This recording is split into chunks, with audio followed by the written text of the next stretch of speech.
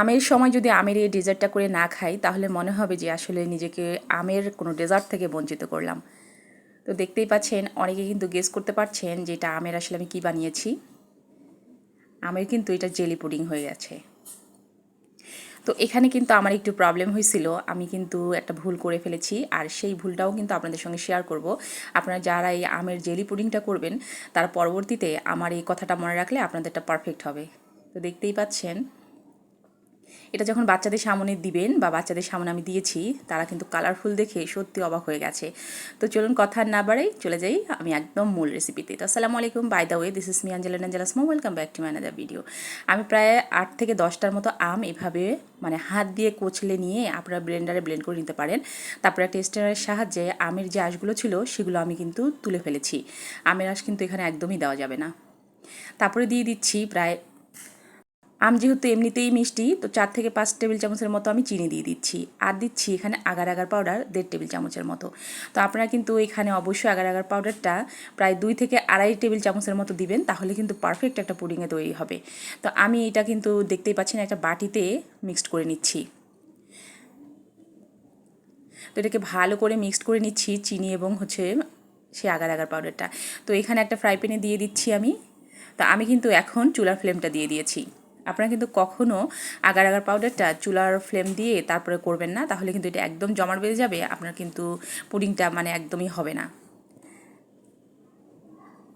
তো এটা ফুটায় নিচ্ছি আমি ভালো করে। আপনারা কিন্তু এখানে আমি আজ যে ভুলটা করেছি সেটা হচ্ছে, আপনারা কিন্তু আরেকটু কমায় নেবেন। আমি কিন্তু বেশি কমাই নাই, এটা জাস্ট যখন বলক উঠেছে কয়েকবার তখনই আমি কিন্তু এটা নামায় নিছি।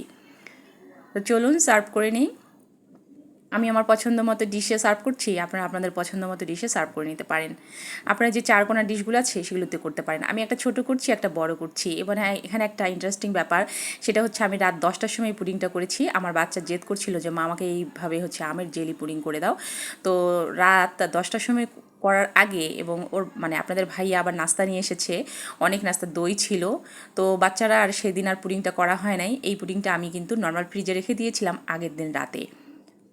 তো এই যে আমি 2টা বাটিতে এবং এটা ফ্যানের নিচে আমি রেখেছিলাম যে একদম যেন পুডিংটা পারফেক্টলি তৈরি হয়।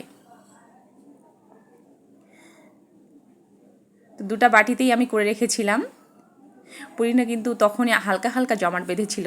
তো এটা কিন্তু আমি আগের দিন রাতে করেছি। তো পরের দিনে আমি চলে যাচ্ছি। তো এখানে আমি 3 কাপের মতো দুধ দিয়ে দিয়েছি।